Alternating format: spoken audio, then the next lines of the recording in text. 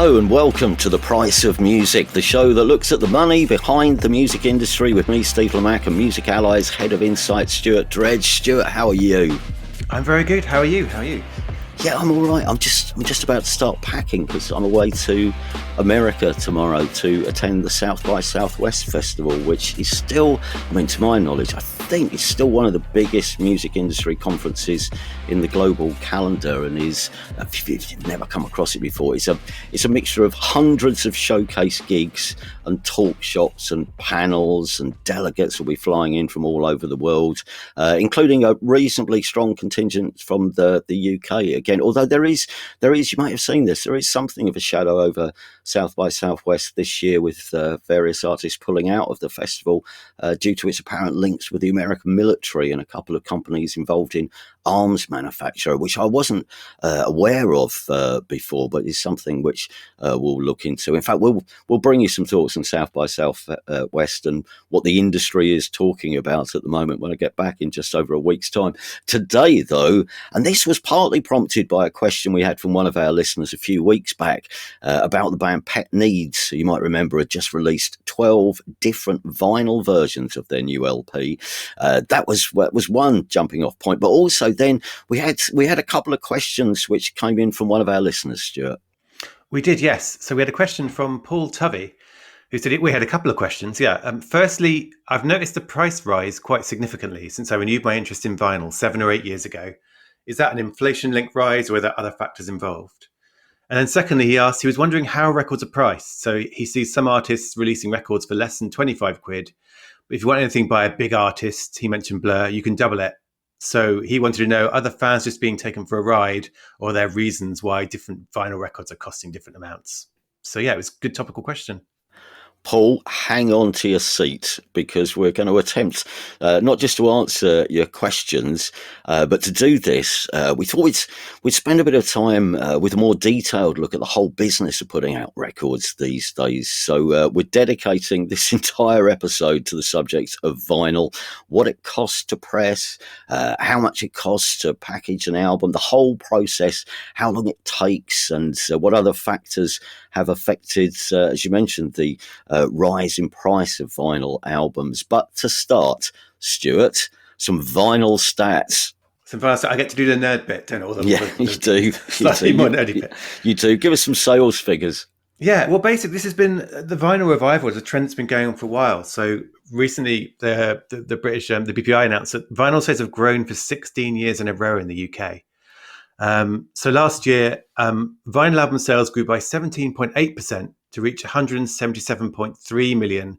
And by comparison, CD sales were 126.2 million. So people bought more than 50 million more vinyl records than CDs last year. And that was 6.1 million units, so records, which was up 11.8%. And the key thing there is it was the fastest rise this decade, and it's the highest total in more than 30 years. Wow. So it really has been. So vinyl is growing, but it's a long-term thing, and it's been coming since 16 years ago. That's 2008, I think. Yeah. I'm doing the maths as we speak. And so this has been kind of, so, I mean, and I wanted to put it into context as well. So it is really exciting. And I think for certain artists, that's really exciting because they're selling vinyl to their fans and they're making, well, we're going to find out how much they're making over the course of this show. But it's just under 8% of the overall recorded music industry. So last year, people spent 1.86 billion quid on streaming subscriptions and 177.3 million on vinyl. So it's still quite a small part of the industry, but it's a growing one, and it's one that's very significant to a lot of independent artists and labels. So it's exciting in that sense. Mm.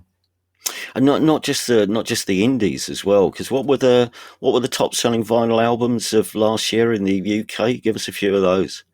Yeah, well, up and coming obscure independent artists like Taylor Swift, the Rolling Stones, Lana Del Rey, Taylor Swift again, Fleetwood Mac, Pink Floyd, Blur, Taylor Swift, Olivia Rodrigo, and Lewis Capaldi.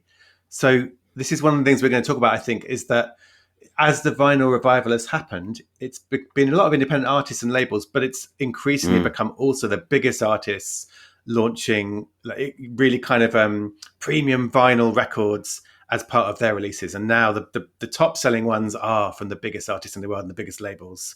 But below that, there's a lot of vinyl still being sold by independents as well. Yeah, I think you're right. I think it started with sort of new bands and maybe some of the cult acts, and also reissues of records from the 90s, some of which never came out on vinyl at the time. I think probably Record Store Day was possibly one of the starting points for this, when that launched around 2007, 2008, and that, I think, revealed a new audience for vinyl albums, and demand has grown from there, really. Here's the question, though. How do you make a record these days, and how much does it cost?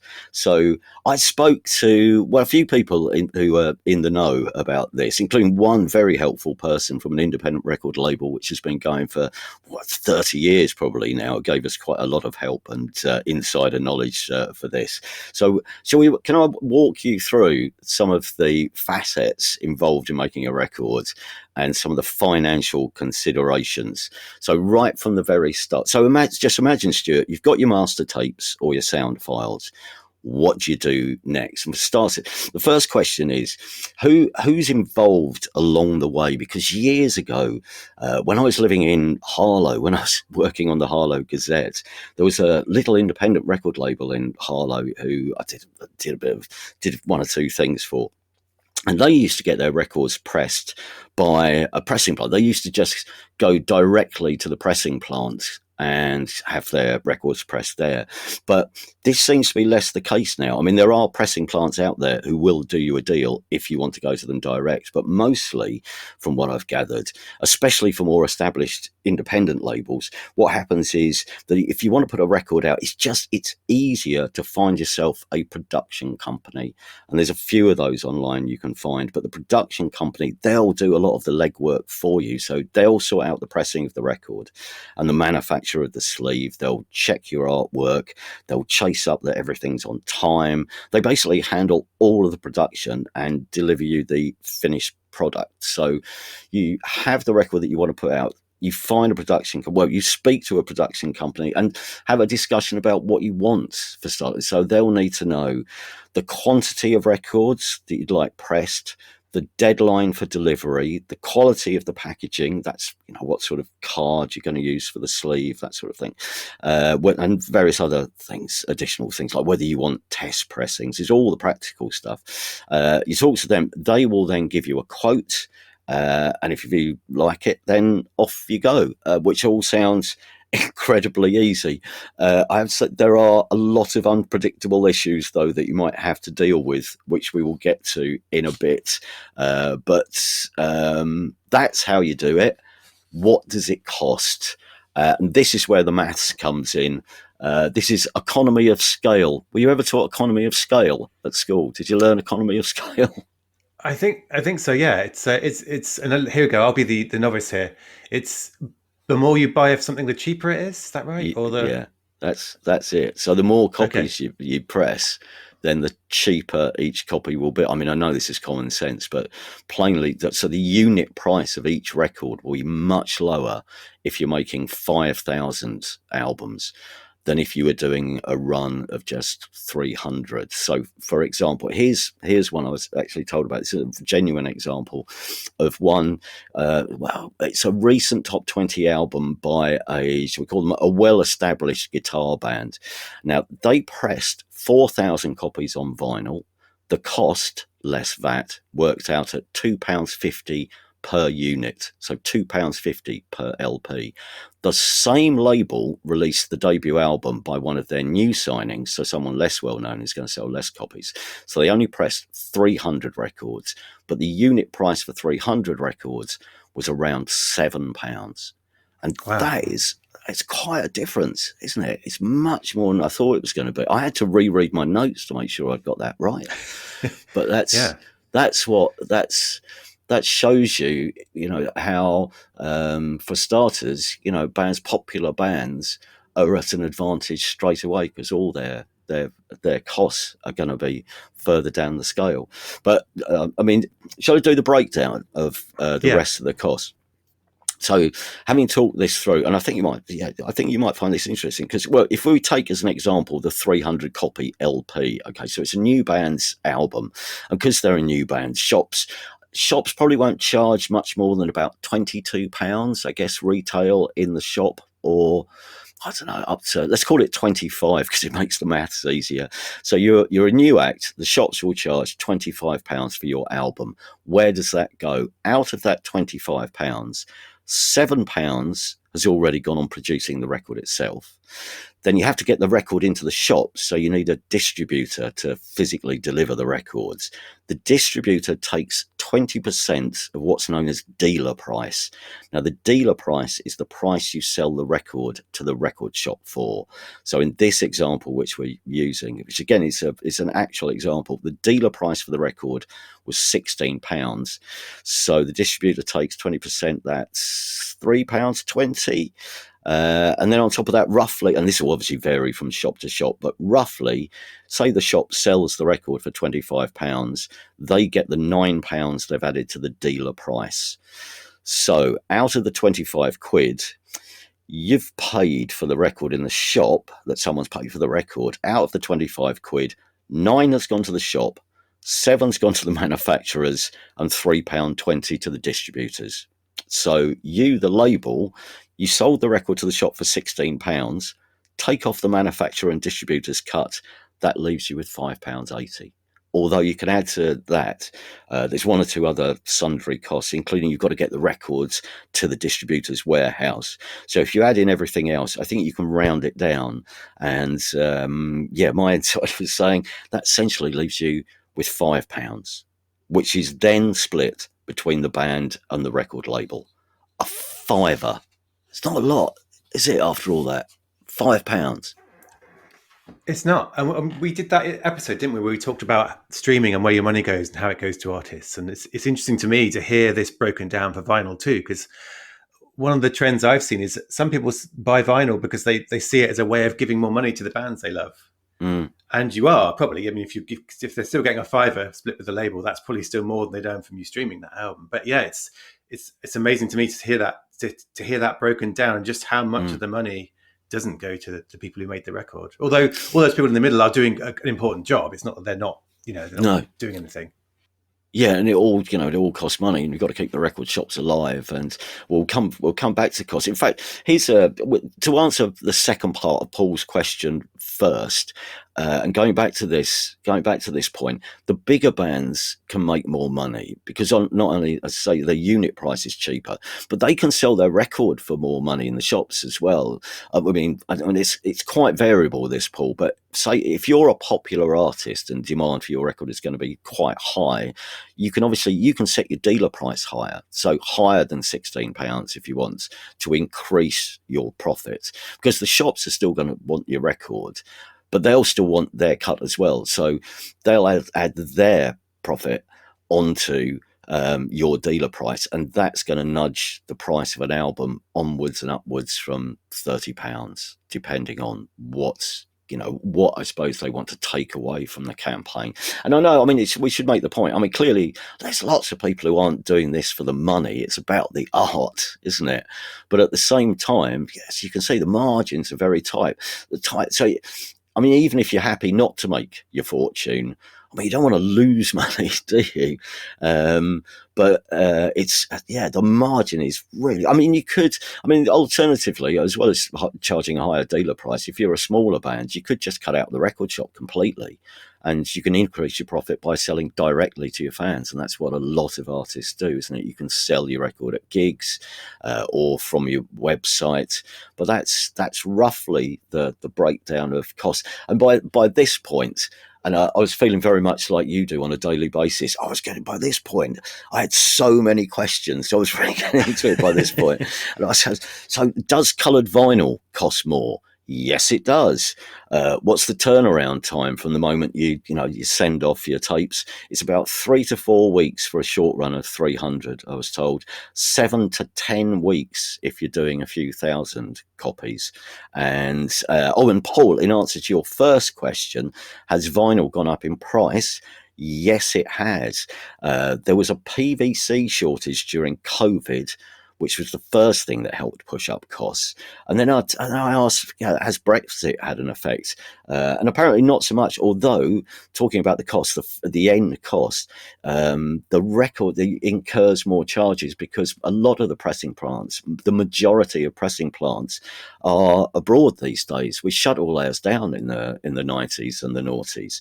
So not only are there more delays getting the record back from Europe, but it costs more to ship records back in from the pressing plant. So that's helped push the price up as well.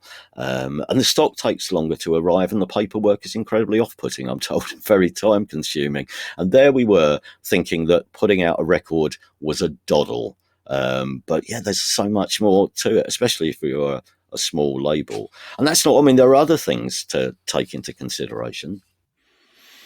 Yeah, well, that's something I've seen referred to before, and I'd never quite known how true it is. Is this idea that if you're a big band with a big order, do you get priority over a smaller band and smaller independent labels? Mm. So I gather that is something that possibly is the case, that you may have so what were you saying the turnaround time was for no, it's like 4 weeks, wasn't it, I think? Yeah, if it's a small run, obviously it takes less time and you can get the records back in a month, say. But if you're planning a major campaign and you want to press thousands of records, then that's going to take much longer, anything up to 10 weeks or more, I think. But the big records, those, I think, if you're the Foo Fighters, it's a lot easier to have that conversation, I think, with a pressing plant saying, we're going to give you X amount of business, than it is if you're a smaller independent record label or new artist. Well, that's it. And the whole, I've got an economic term for you, the scarcity of a pressing plant by its nature can only press so many records. Yes. So yeah. if the Rolling Stones have got Hackney Diamonds coming out, which was the second biggest album last year, if they're doing a big vinyl run and you come in 4 weeks before it with your smaller run saying, can I do 300 copies of my record? And they'll be like, sorry, no, it's all Rolling Stones that week. Yeah. So it does sound like, I think small bands, I guess they have to just prepare very well, the labels, and the danger is they miss their release date if they can't get the slot they want or if they get bumped. So it must be, I always worried about running an indie label really is about constantly taking risks, isn't it? And one of the risks here is how many copies do you need? Like, will you sell 300 or will you sell only 150? But then again, that whole kind of booking your slot and making sure you get all the stuff you need by the right point, it sounds like there's a lot of things that can go wrong, aren't there? And you can end up losing money rather than making it. Yeah, that reminds me. But again, this label in Harlow, Davy Lamp Records, they had a record. They were putting out an EP of 4 local artists, which was attached to a specific launch gig. And so they dealt with so they found the pressing plant, sent all the stuff off, but they kept phoning up the pressing plant, and the pressing plant kept stalling and moving the delivery date back until eventually, I think it was the day before or the day of the gig, we just decided to drive down there. I think it was in Rayleigh, this pressing plant, and we would just go down there and confront them. And to be fair, I mean, they gave us a nice tour of the plant and apologised for the delay, and they put a limited run of our record on the pressing plant so that we could at least go away with something like 150 copies. But it turned out the reason that it had been delayed for so long, we had been bumped by Madonna. There you go. Who takes precedent over 4 new artists from Harlow Town, of course. Wow. But if you're going to get bumped for any artist, at least that's that's like a badge of pride, maybe years later, that you were bumped for Madonna, once you're beyond the initial frustration. Yeah, the thing, I wish I'd taken loads of them now, but obviously not all the copies, come out perfect, and they just throw the imperfect ones into these big dustbins full of discarded vinyl. And I scooped up a few records that looked playable, but there was some Madonna picture discs in there, which probably would have been worth a few bob. Probably even more so because they were imperfect. If they've got, I don't know, a Pale Fountains album pressed by mistake on the other side, there's your instant collector's item. Right it is, there. Yeah. Still kicking myself. There is, I should add, just in our effort to cover this as comprehensively as possible, there are other hidden facets of this. practical stuff, although it still affects the economics. But one of my contacts told us this, which I hadn't thought of, because of the nature of how records are pressed. He was saying there's always an overrun or an underrun of units, so they end up doing too many, or they do too few. And he was saying, I've never had an underrun. It's always an overrun by about 5 to 10%. But you need to pay for those extra 50 or so copies, which, I mean, he says, it's sometimes good as you get more vinyl to sell, but it's quite bad if the artist is probably only going to sell 150, 200 copies. So instead of having 100 unsold albums kicking around under your desk out of a 300 unit order, you've suddenly got 200 unsold records kicking around under your desk, which you've had to pay for. And of course, so that might affect your profit margin, as well as this is what damaged copies, because now these copies that come a cropper during shipping, because the more travel the boxes of albums have to do, and now the pressing plants, as I say, the majority of them in Europe, the longer they have to travel, the greater chance there is of them getting damaged. And that's certainly going to take something out of your profit, because I think you can try and find some insurance cover, but I don't think that's particularly practical, or is very rare, or the manufacturers will be nice to you and say, sorry about the damaged box, we'll repress a whole part of your assignment and send consignment, and send these records on to you. But obviously that's going to take another 3 to 4 weeks. So if you've planned everything around a particular release date, then, as he says, you're screwed. And I really felt his pain there, because I don't know, by this point, I think there's so many fluid factors involved, including the prices. Even though we've quoted you some prices, those prices will change on a near weekly basis.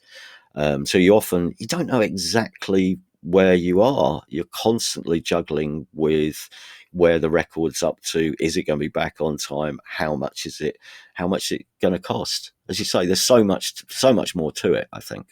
And it really makes me think, because you see these headlines about vinyl boom, vinyl resurgence, this much up, and there's a lot going on. But that's like the thing about indies and majors is going on, and the thing about just all the things that can go wrong. I mean, it gives me extra admiration for the people who've built this kind of this resurgence in vinyl sales. My goodness, I didn't realize how stressful it could be. Frankly. Yeah. But I mean, I suppose the only thing, by the end of it, the one thing that obviously we get, they get the pride, I suppose, that sort of just the moment of, there is nothing like opening a new box of records which has just come back from the pressing plant. I could tell you that from all the the 2 labels I've really been involved with. When you get the Elastica album out the box, it's a wonderful thing holding that piece of vinyl. It's the same for fans, as we've seen from the demand, and this obviously seems to be, this is being borne out all over the place. Actually, as you say, the vinyl revival is in full swing. We can add to that with a couple of news stories, which we'll finish with, which is having made the record's going to the shops, and the number of independent record shops in the UK has apparently just reached a 10-year high.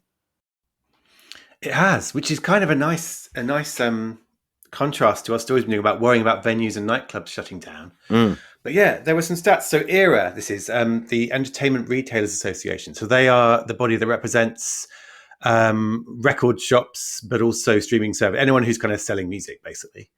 And yeah, they said there are 461 independent record shops last year in the UK, and that's up from 339 in 2014. Which is, so that's a kind of, it feels a bit rare at the moment, of something that we think is a good thing going up rather than kind of closing down. Yeah, I love the record shop, not just as a place where you can buy records, but just as a place where you can congregate. You're probably amongst like-minded people when you're standing in certain types of record shops. And talking record shop, just on the idea of the vinyl revival, I was in Sheffield. This is probably going back about 5 years ago, but this was a second-hand shop, and they just had a tiny little section of CDs. And I said, no one buying your secondhand CDs. And he said, no, not round here. And his shop was quite close to the student halls in Sheffield. And he just pointed out the window and said, they've all got record players now. And so it's interesting, isn't it? There's a real breadth of audience now, and it's not just people like myself who are rebuying old copies of records that we had and wore out when we were kids. But there's a whole market for secondhand records, new records. Just the feel of the record is just still brilliant in your hand, I think. I mean, I've got my own theories about why vinyl will never die, which you'll already know if you've ever seen my one-man show. But it's just, there's something about vinyl. And as you say, its popularity has now put it, here's another barometer of how successful we think vinyl is at the moment, the vinyl resurgence. The vinyl album is also back in favour with the Office for National Statistics. It is. I love this story. So for those who don't know, the Office for National Statistics, or ONS, because I can't say that word, they've got this basket of goods and services, and it's like a list of more than 700 products and services that people spend money on. And it uses it to track inflation. So it kind of has this virtual basket of all these things, and it looks at the price, and then it says, right, inflation this year is this much because the price has gone up or down. And yet vinyl records were taken out of this virtual basket in 1992.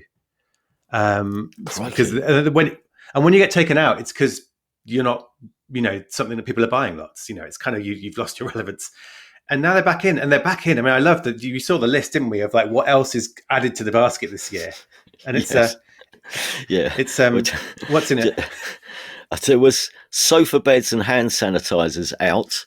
Coming in, what's coming in? Air fryer, which is, I think that's big air fryer industry getting that in. Those kind of marketing. Rice cakes and gluten-free bread. So kind of healthy eating and vinyl. Healthy eating and vinyl. Yeah. And well, lastly for this week, you may know this already if you've glanced at the charts.